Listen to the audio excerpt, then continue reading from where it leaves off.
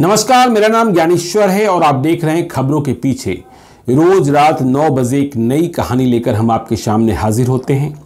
अपराध की दुनिया की कई कही अनकही कहानियों में से एक कहानी हम आपके साथ साझा करते हैं। तो आज आपको हम कहानी सुनाएंगे रोहतास के दस्यु सम्राट रामाशीष कोइरी उर्फ दादा की। बहुत ही खतरनाक अपराधी।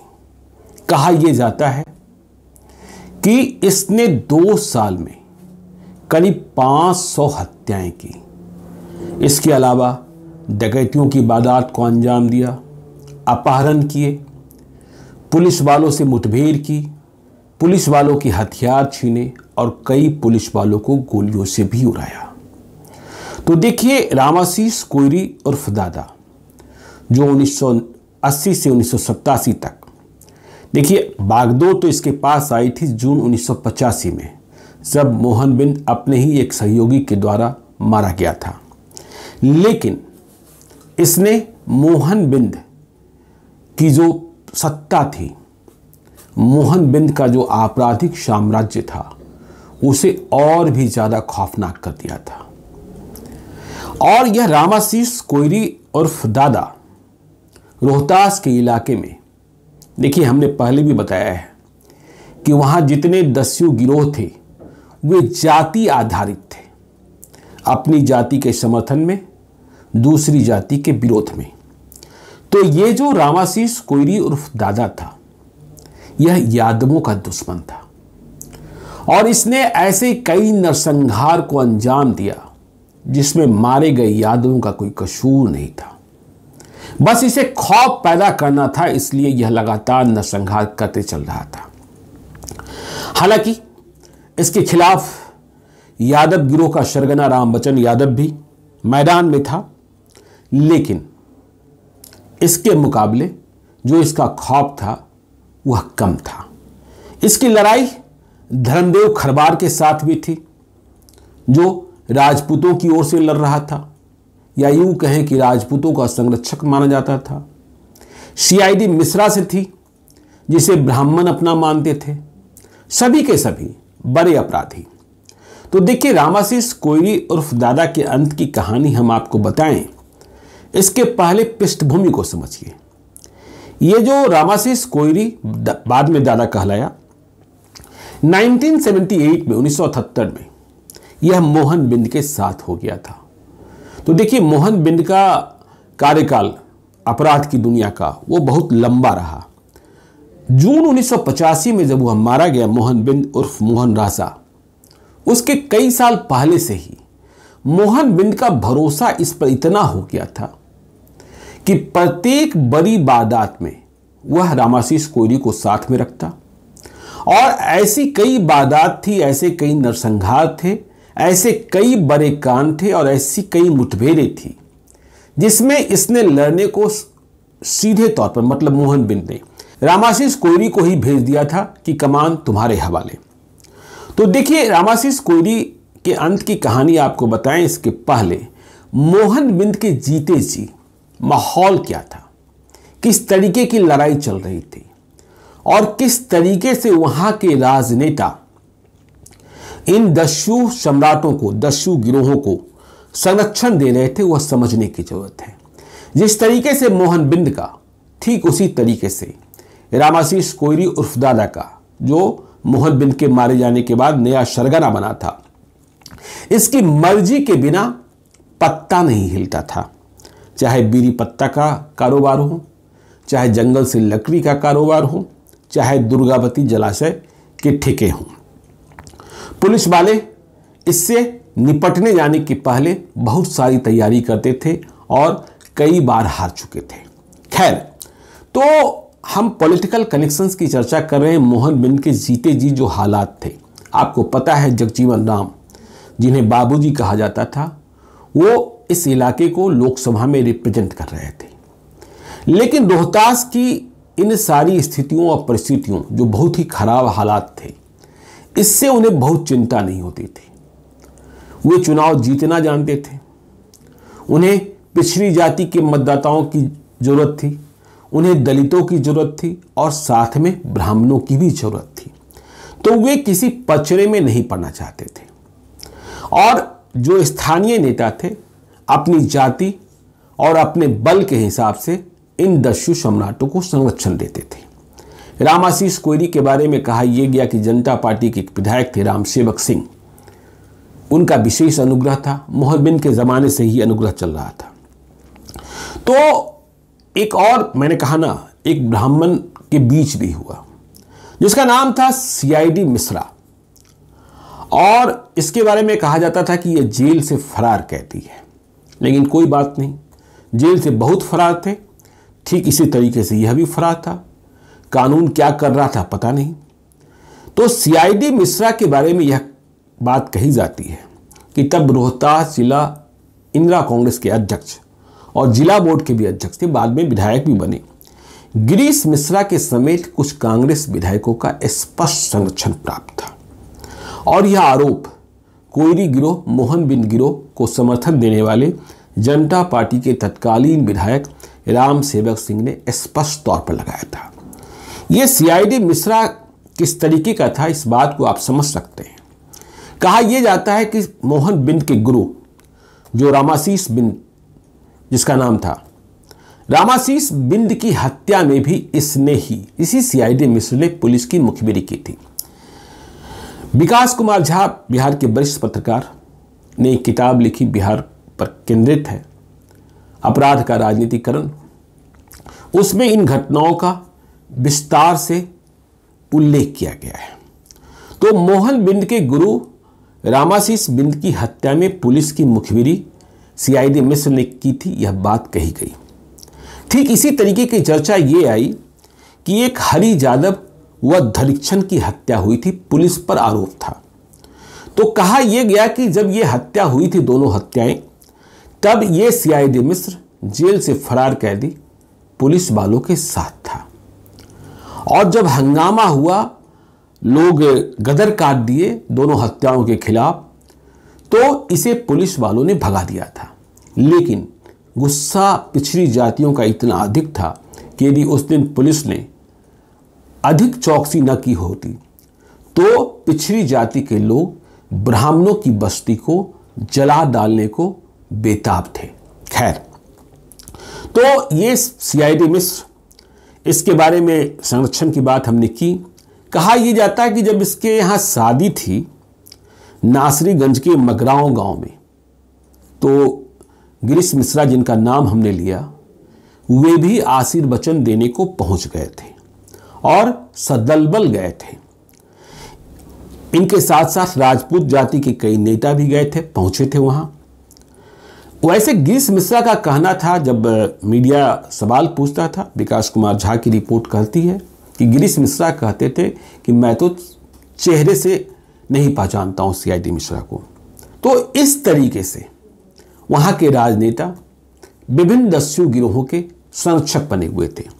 देखिए, झपसी दुसाध एक और बड़ा दस्यु गिरोह जिसने अनगिनत हत्याएं की, मतलब उसका आतंक भी किसी से कम नहीं था।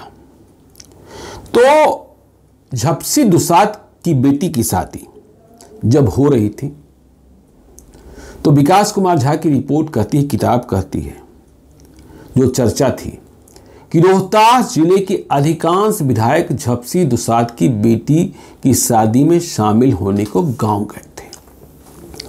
जनता पार्टी के विधायकों में इलियास हुसैन, तुलसी सिंह, दिनेश्वर प्रसाद का नाम लिया गया।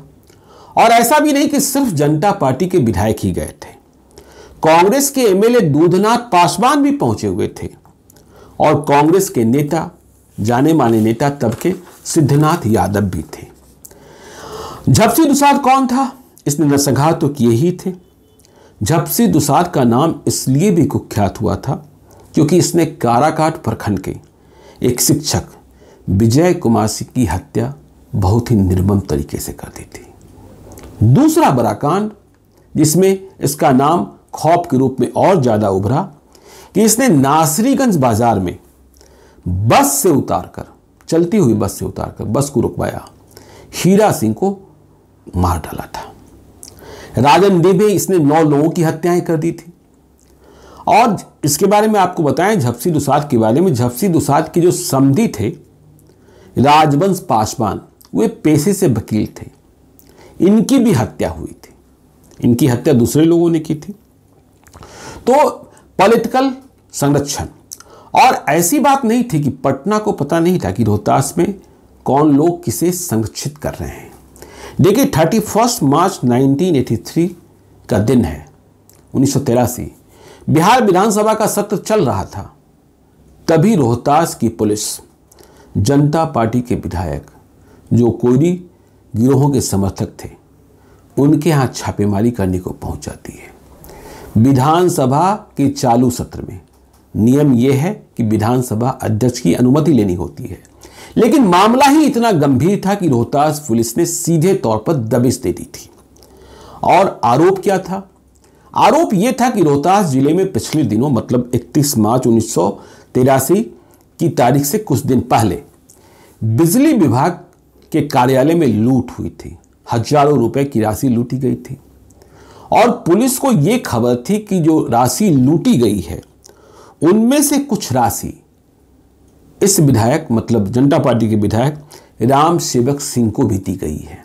तो यह राशि किसने लूटी थी? तो यह राशि लूटी थी कुख्यात रामचंद्र कोयरी गिरोह ने। और रामचंद्र कोयरी गिरोह का आतंक रोहतास में नाच रहा था। तो जब पुलिस पहुंच गई, रोहतास पुलिस इनके यहां विधायक जी के घर पर, तो इन्हें जवाब तो देना ही था। ये घिर गए थे। तो राम सेवक सिंह का यह कहना था कि देखिए रामचंद्र कोयरी तो मेरे पास नहीं आया था जिसने इस वारदात को अंजाम दिया है पुलिस के मुताबिक, लेकिन यह सही है कि 28 मार्च 1983 को मेरे ही इलाके के लालजी मिश्रा और विश्वनाथ मिश्रा, उनके साथ कुछ अन्य लोग भोला कोयरी को लेकर आए थे। और ये भोला कोयरी जिसे पुलिस रामचंद्र कोयरी के साथ लूट में शामिल मान रही है। तो भोला कोयरी क्यों आया? पुलिस का तो कहना था कि लूट की राशि जो है उनमें से कुछ रुपए विधायक जी के यहां जमा कराए गए, लेकिन ये विधायक जी कह रहे थे कि ये जो भोला कोयरी है जो लूट में शामिल था पुलिस के मुताबिक, वह सीमेंट का कारोबारी भी है। और इसने आकर मुझसे कहा था, लालजी मिश्र विश्वनाथ मिश्र आदि लेकर आए थे कि मेरे पास 60,000 रुपए हैं, मैं सीमेंट का कारोबार करता हूं, मैंने इन 60,000 रुपयों को 60,000 को कल्याणपुर सीमेंट फैक्ट्री में जमा कराया है, लेकिन कुछ रुपयों की कमी है और ये रुपए हम बाद में दे देंगे, इसलिए आप मेरी पैरवी कल्याणपुर सीमेंट फैक्ट्री के अधिकारी JN त्रिवेदी से कर दीजिए। तो राम सेवक सिंह का कहना था कि मैंने मना कर दिया था, लेकिन कांग्रेस पार्टी के नेताओं का स्पष्ट आरोप था कि राम सेवक सिंह सीमेंट के कारोबार में हो न हो लेकिन अपराधियों को संरक्षण देते हैं। और भोला कोयरी जो गिरफ्तार किया गया था इस लूटकांड में, वह भी इसी बात को पुलिस के सामने कबूल कर रहा था। माहौल इतना ही नहीं था राजनीतिक ड्रामाबाजी या राजनीतिक संरक्षण। देखिए हम मोहन बिंद के जीते से जो कुछ चल रहा था वो बता रहे हैं।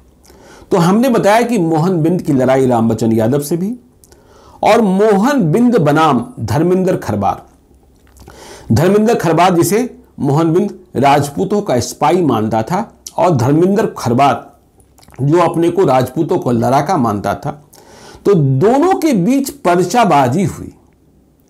देखिए जैसे राजनेता पर्चाबाजी करते हैं, पहले पंपलेट छपता था, चुनावों के समय छपता था, या अन्य किसी मुद्दे पर अपील के लिए छपता था, बंद बुलाने के लिए छपता था।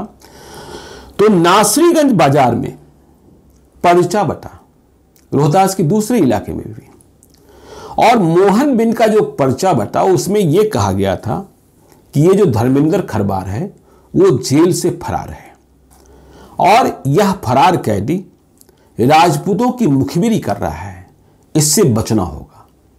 तो देखिए जनता के बीच भी डकैत किस तरीके से पॉलिटिकल तरीके से पहुंच रहे थे। तो जब मोहन बिंद उर्फ मोहन राजा का पर्चा बटा तो धर्मेंद्र खरबार ने भी पर्चा छपवा लिया, और जो इसका पर्चा बांटा गया उसमें इसने कहा, धर्मेंद्र खरबार ने, कि देखिए खरवारों की इज्जत खतरे में है और ये जो मोहन बिंद है ना, वह सबों को मतलब राजपूतों को मौत के मुंह में धकेल देगा, इसलिए बचना है, लड़ना है, मेरा साथ दीजिए। तो इस तरीके की कहानी वहां चल रही थी। और इन्हीं कहानियों के बीच में नासरीगंज में एक और घटना घट गई। ये घटना थी किडनैपिंग की। नासरीगंज के एक व्यवसायी, बहुत बड़े व्यवसायी नहीं थे, उनके पुत्र का अपहरण हो गया।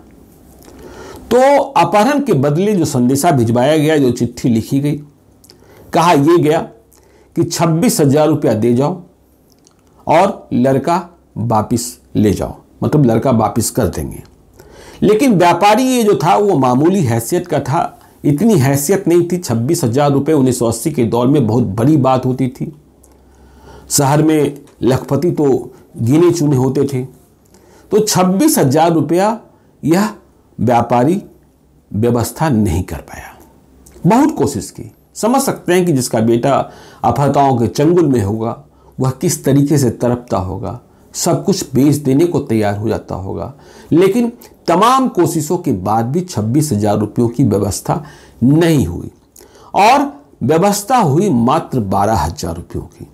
और इसने 12,000 रुपये भिजवाए भी, लेकिन मांग 26,000 की थी। 12,000 रुपये से सौदा पक्का नहीं किया गया, डील तोड़ दी गई और बच्चा घर नहीं लौटा। बच्चे की लाश मिली, मतलब हत्या कर दी गई थी। तब रोहतास के सुपरिटेंडेंट ऑफ पुलिस थे DN गौतम। अपनी कर्तव्यनिष्ठा, अपनी ईमानदारी के लिए जाने जाते हैं। बिहार के DGP भी रहे। तो DN गौतम, जब बच्चे की लाश मिल गई, पुलिस वाले उसे छुड़ा नहीं पाए थे, तो DN गौतम नासरीगंज बाजार पहुंचे। वहां के लोग बहुत ही गुस्से में थे, इतना गुस्सा कि पूछिए मत। और DN गौतम के खिलाफ नारे लगे थे, मुर्दाबाद मुर्दाबाद मुर्दाबाद, पुलिस प्रशासन मुर्दाबाद। जाहिर तौर पर गुस्सा तो भड़कना ही था। लेकिन DN गौतम ने बहुत ही शांत भाव से कहा था कि देखिए, जो हुआ वह दुखद है, लेकिन आपको हम विश्वास दिलाते हैं कि जिसने किया वह 24 घंटे के भीतर पकड़ा जाएगा। तो 24 घंटे का वक्त लिया DN गौतम ने। इसके बाद पुलिस का ऑपरेशन शुरू हुआ और बताया यह जाता है कि जिन अपहृताओं ने अपहरण किया था उनमें से कई सदस्यों की गिरफ्तारी हुई, उस गिरोह के सदस्यों की। तो गिरोह के जो सदस्य पकड़े गए, उनका यह कहना था कि देखिए, 12,000 रुपयों में भी हम लोग छोड़ने को तैयार थे बच्चे को, लेकिन नेता ने मना कर दिया। अब ये नेता कौन था? तो नेता वो था जो इस गिरोह को संरक्षित कर रहा था, जो इस गिरोह के साथ खड़ा था। तो यह बवाल इतना अधिक गया कि बाद में आपको पता है कि DN गौतम का रोहतास से तबादला कर दिया गया था। और जब रोहतास से उनका तबादला हुआ तो बीजेपी के दबंग MLA थे, बाद में MP भी बने, लालमुनि चौबे, अब तो रहे नहीं। लालमुनि चौबे का कहना था कि DN गौतम को इसलिए हटाया गया क्योंकि DN गौतम ने रोहतास के दस्यु सम्राट, वैसे दस्यु गिरोह जो राजनेताओं द्वारा संरक्षित हैं या पाले गए हैं, पालतू गिरोहों पर हाथ डालना शुरू कर दिया था। तो यह बात राजनेताओं को नागवार गुजर रही थी। तमाम शक्तियां DN गौतम को हटाने में लग गई थी। खबर यह भी आई थी कि DN गौतम ने रोहतास के दस्यु सम्राटों पर और इसके गिरोह के संरक्षकों पर एक कॉन्फिडेंशियल रिपोर्ट तैयार की थी जो सरकार को सौंपी गई थी। और यह रिपोर्ट बहुत ही गोपनीय थी, लेकिन इसके अंश बाहर आने शुरू हो गए थे। कहा यह गया था कि DN गौतम ने साफ तौर पर कहा था कि रोहतास के दस्यु गिरोहों का खात्मा इसलिए संभव नहीं हो पा रहा है क्योंकि इन गिरोहों की रीढ़ की हड्डी नेता बने हुए हैं। तो जब तक नेता रास्ते से नहीं हटेंगे, पुलिस को छूट नहीं मिलेगी, जाति आधारित गिरोह समाप्त नहीं किए जाएंगे, जाति आधारित सुरक्षा संरक्षण खत्म नहीं होगा, तब तक सफाया संभव नहीं हो पाएगा। तो ये हालात थे। तो आज हमने आपको रामाशीष कोइरी के बारे में पृष्ठभूमि में बहुत जानकारी दी है। मोहन बिन के जीते जी क्या हो रहा था, कल आपको हम बताएंगे रामाशीष कोइरी का अंत कैसे हुआ, और रामाशीष कोइरी ने अपने अंत के पहले एक डीएसपी जो बाद में डीआईजी तक बने, उसके सिर कलम करने की घोषणा कैसे की थी। तो आप देखते रहिए खबरों के पीछे को। यदि अब तक आपने हमारे यूट्यूब चैनल को सब्सक्राइब नहीं किया है तो जरूर कर लीजिएगा, और यदि इस वीडियो को आप फेसबुक पेज के माध्यम से देख रहे हैं तो पेज को लाइक कीजिएगा। एक और अनुरोध कि यदि आप मुझसे कोई कहानी सुनना चाहते हैं, मुझे कोई कहानी बताना चाहते हैं, कोई भूल सुधार चाहते हैं, या सीधे तौर पर संपर्क करना चाहते हैं, तो आप हमें gyaneswarlive@gmail.com पर मेल कर सकते हैं। अपना नंबर भी लिखकर भेजिए, जरूरत होने पर हम आपसे संपर्क करेंगे। आपसे अनुमति प्राप्त किए बगैर आपकी पहचान को हम गोपनीय रखते हैं। एक ध्यान रखिएगा कि यदि आप मुझे कोई कहानी बताने को कह रहे हैं, सुनाने को कह रहे हैं, तो उस कहानी मतलब उस वारदात की तारीख और साल का पता आपको है तो आप हमें ज़रूर बताएं। मुझे आसानी होगी जो हमारे पास दस्तावेज हैं वहाँ से तलाशने में। हम अपनी रिसर्च टीम को भी कह सकेंगे। तो आज के लिए इतना ही, हमें दीजिए इजाज़त। मिलते हैं कल रात 9 बजे। बहुत बहुत धन्यवाद।